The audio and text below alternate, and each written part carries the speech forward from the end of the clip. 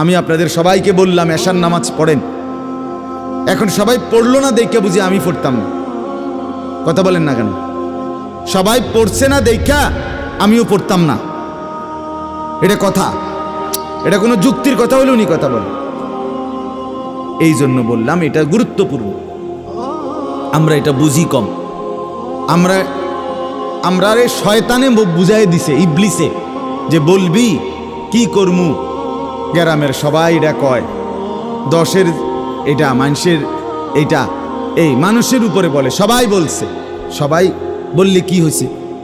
তাই বলে আপনি, সবাই বলছে পানির ঝাঁপ দিতে, এজন্য আপনি পানিতে ঝাঁপ দিবেন? সবাই বলছে আগুনে পড়তে, এজন্য আপনি আগুনে পুড়ে যাবেন? কোনো বাস যদি অ্যাক্সিডেন্ট হয়, 50 জন যাত্রীর মধ্যে যদি 49 জনও মারা যায়, আর একজন লোক যদি বুঝে সে বাঁচতে পারবে, বের হইতে পারবে, এই কারণে সে যে না 49 জন মরে গেছে, যেহেতু আমার আর বাচ্চা লাভ কি, আমিও মরে যাই, এটা নিয়ে কই বসে?